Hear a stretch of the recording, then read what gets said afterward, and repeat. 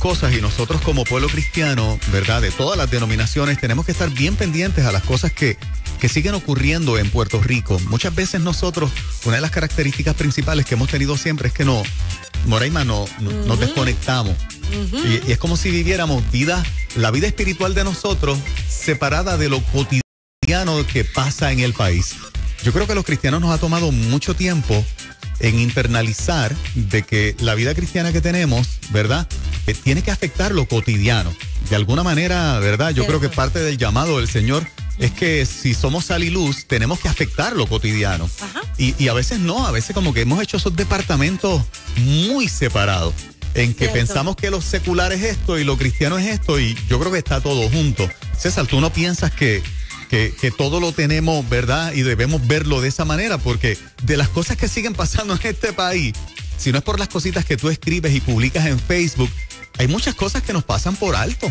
Y siguen pasando un montón de cosas en un montón de renglones. Y para eso traímos aquí al doctor César Vázquez Muñiz, que lo tenemos con nosotros en vivo. Bienvenido. Gracias. Buenas tardes a todos. Bueno, la secta más grande de Puerto Rico son los que los domingos por la mañana son cristianos y de lunes a sábado viven como el resto del mundo, ¿verdad? Como quieren. Sí. Los que creen en Dios, pero que viven como si Dios no existiera, ¿verdad? Y oye, cuando uno coge el tapón el lunes por la mañana, particularmente cuando no hay semáforo funcionando, tú juras que en Puerto Rico no hay creyentes. No, mano, porque lo que hay en la calle es... Ok, nada. Te pregunto, César, en todo esto que estamos discutiendo, hay una parte de lo que está pasando a nivel económico y si el gobierno se pone de acuerdo o no con la Junta y cuál es el presupuesto que finalmente prevalece.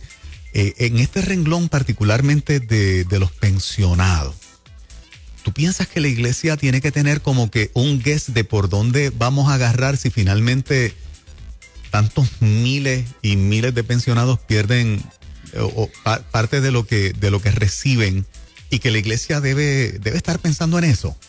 Bueno, se supone que la iglesia esté disponible y dispuesta para ayudar al necesitado. Y Dios se describe a sí mismo en el Antiguo Testamento como el Dios de la viuda, del huérfano y del extranjero. Hay un proverbio que dice que el que presta al pobre, que el que da al pobre, a Dios presta. Sí, es poderoso. Se supone que seamos capaces, por ejemplo, de estar disponibles para ayudar a nuestra familia. Hay gente que vive y todo se lo echa encima y nunca piensa que su papá, su mamá, su hermano, su primo, su hijo va a tener alguna necesidad. Pero no solamente es nuestra familia, es nuestro prójimo, el vecino. Es la familia de la fe, la gente en la iglesia. Y es todo aquel que esté a nuestro alcance. Yo no tengo que darle comida al mundo, al que tiene hambre cerca de mí, ¿verdad? Este asunto de los pensionados es complejo. Y la realidad es que aquí se montó un sistema de pensiones sobre una serie de fantasías.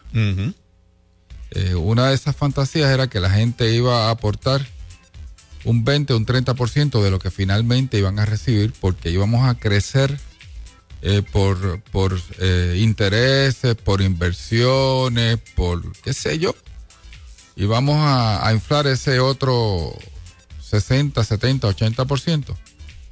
Así que la gente habla de lo que ha aportado. La realidad es que si tú vives 8 o 10 años, tú vas a recibir mucho más dinero del que aportaste.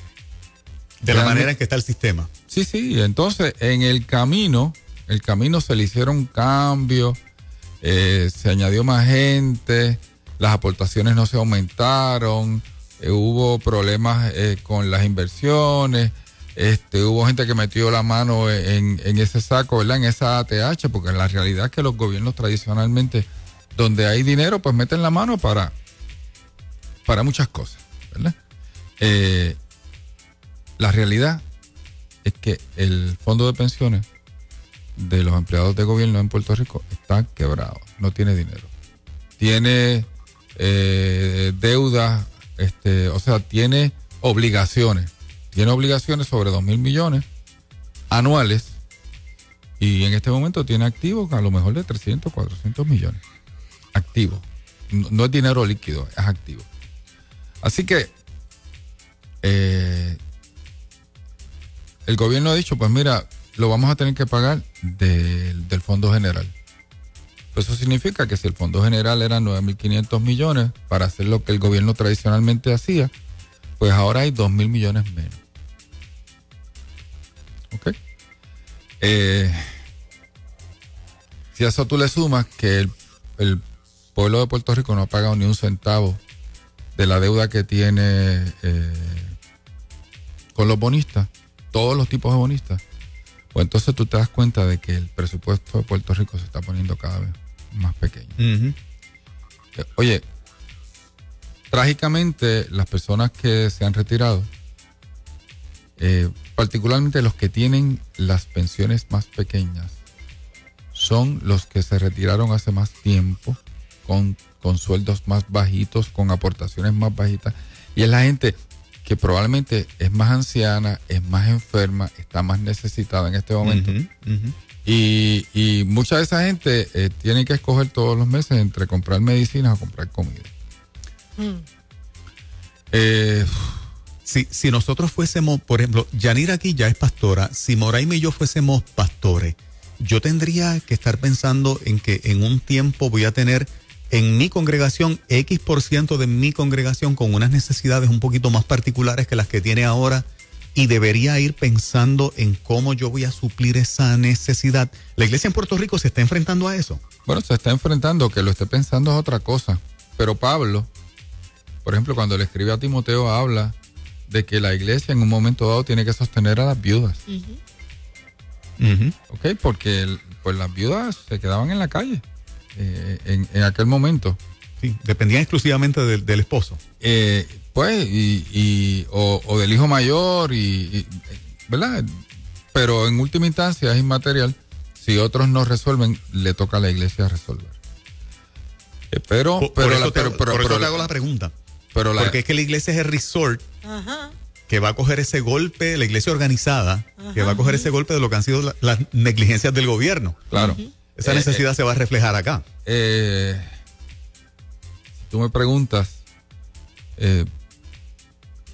yo no sé si Puerto Rico puede pagar 2.000 millones de dólares del Fondo General para pensiones. Todos los años para pensiones. Yo creo que tenemos el deber moral, pero oye, una cosa es tener el deber, otra cosa es poder. Uh-huh. Porque la realidad es que todavía nosotros no hemos visto el cantazo de María. O sea, hasta ahora, en esta economía, estamos sobreviviendo a base de que aquí se han inyectado un montón de dinero en ayuda. Yo no estoy tan seguro de que la ayuda haya llegado a los necesitados. Yo te puedo decir, por ejemplo, que hay un montón de gente mía en el área sureste, Humacao, Yabucoa, Naguabo, Maunabo, que me dice, doctor, lo perdí todo y no me han dado ni un centavo. Estamos hablando de 8 meses. Wow. ¿Ok? Así que, pero hay chavos que han entrado a los hoteles, a los medios de comunicación, a los periódicos, a las casas de publicidad, a los abogados, a los, tú sabes, a media humanidad, y ese dinero, pues algo de eso se queda aquí. Pero por ejemplo, se le paga un fracatán a gente que ha venido a trabajar a Puerto Rico, y ese dinero se va. Y ¿qué va a pasar cuando toda esa gente ya no esté aquí, cuando las ayudas de FEMA se vayan, cuando nosotros nos demos cuenta de qué es lo que implica los miles de negocios que han cerrado, los miles de gente que llenaban planillas y aportaban que se fueron? Yo no sé, porque ¿qué pasa? Esa gente estaba en la iglesia también. Así que todavía nosotros estamos en medio de una burbuja. ¿Cuál va a ser la realidad, por ejemplo, para septiembre de este año, celebrando un año de Irma y María, ¿verdad? Eso es casi como Batman y Robin. No queremos ni pensar en eso. Entonces, va a ser una situación precaria. Si el Congreso de los Estados Unidos se pone creativo y nos corta otras ayudas, pues esto es como un jonrón de piernas, pique y se extiende. Pero sí nos toca a nosotros en la iglesia enfrentar la necesidad de nuestra gente. Pues tuvimos que enfrentar la necesidad de la gente que se quedó sin trabajo durante estos meses. Y así, yo desgraciadamente, como puertorriqueños, hemos acostumbrado a ganar 100 y a gastar 120. Y ese 20%, pues, lo manejábamos con tarjetas de crédito, posponiendo el pago, etcétera, etcétera. Pero ya esa realidad nos está golpeando. Mientras tanto, pues tú tienes una lucha entre gobierno, la Junta de Supervisión Fiscal,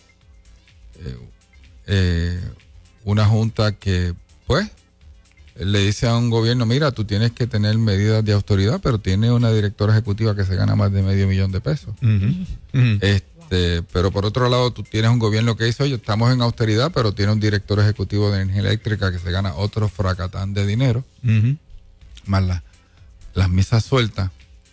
Y aquí hay dos asuntos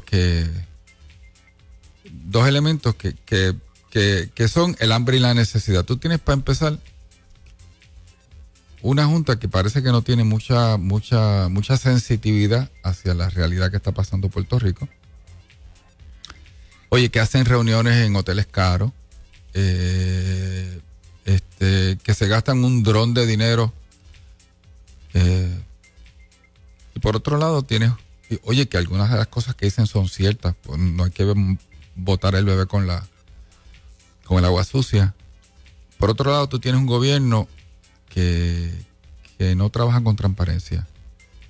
Por ejemplo, ¿dónde está el estado financiero del 2015 del Estado Libre Asociado de Puerto Rico?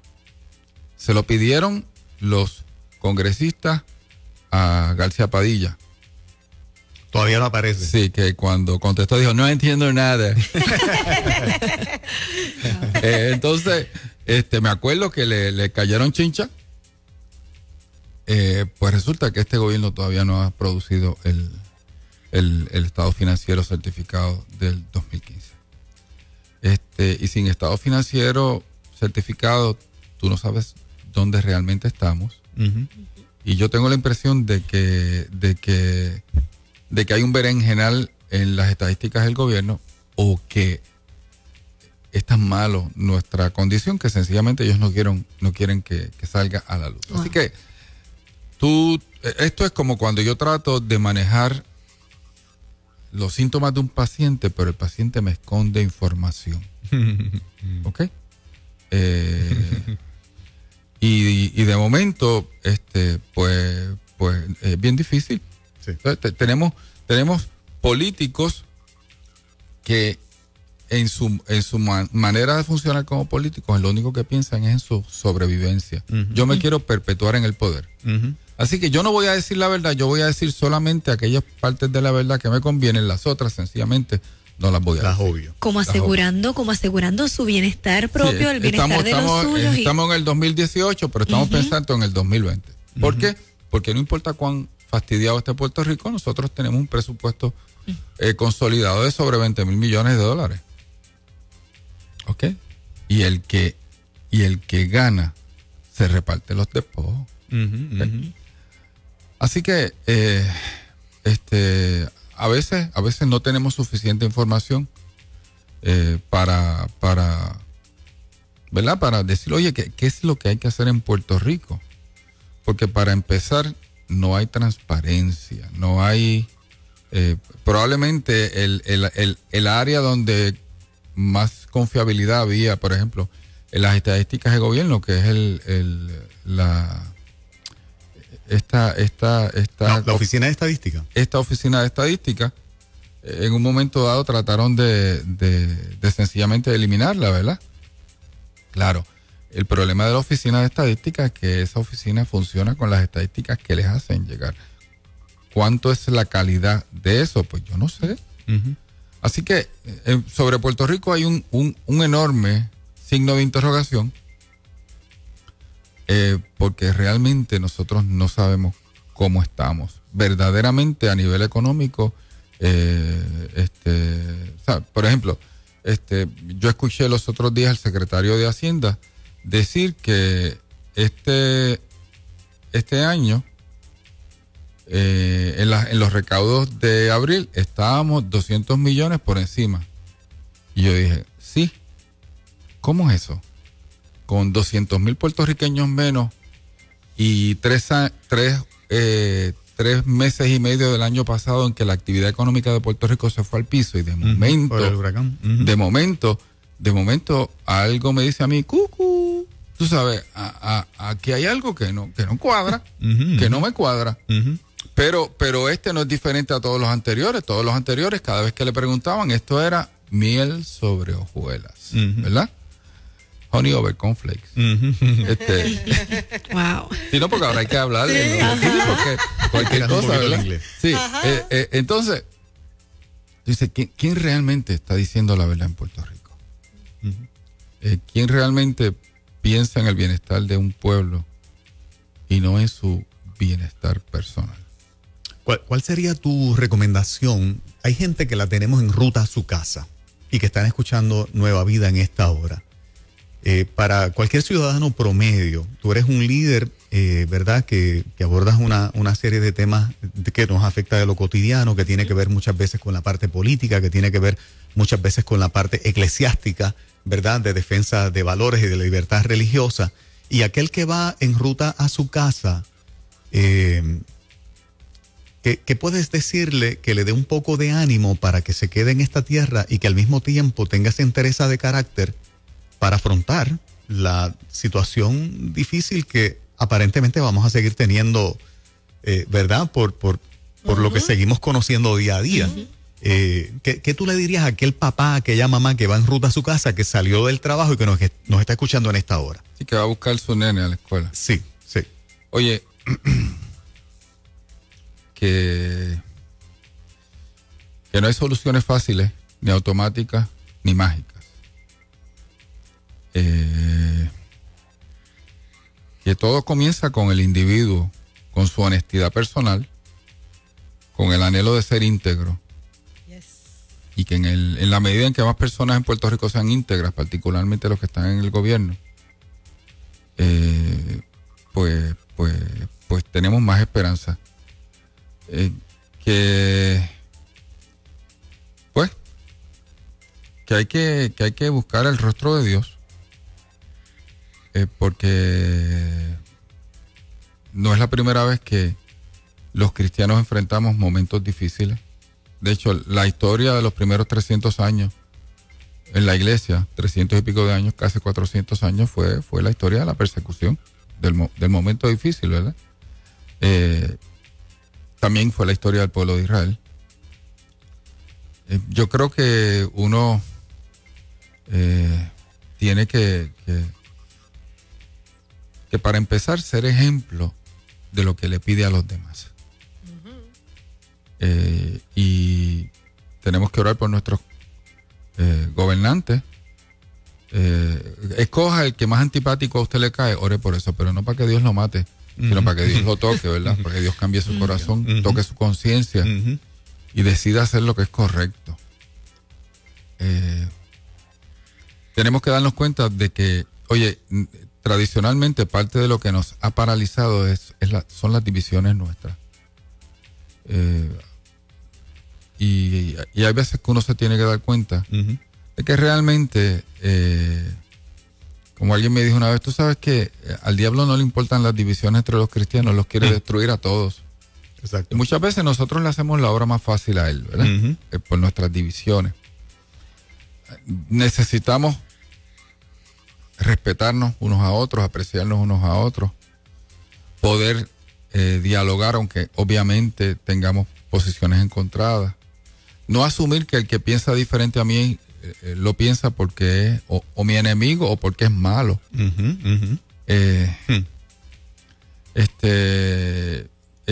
No creer la mitad de lo que dicen los medios de comunicación al saque. Sí, no, y la otra mitad echarle un granito de sal. Sí. No es fácil.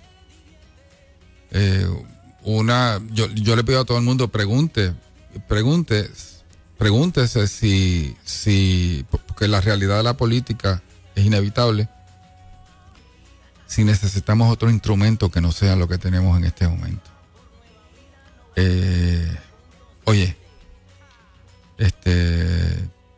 Ese comentario es más para los líderes o para la gente. Yo no sé, el que tenga oídos para oír, que oiga. Aquí estamos todos con el oído. Ese es el closing, de la inauguración de hoy.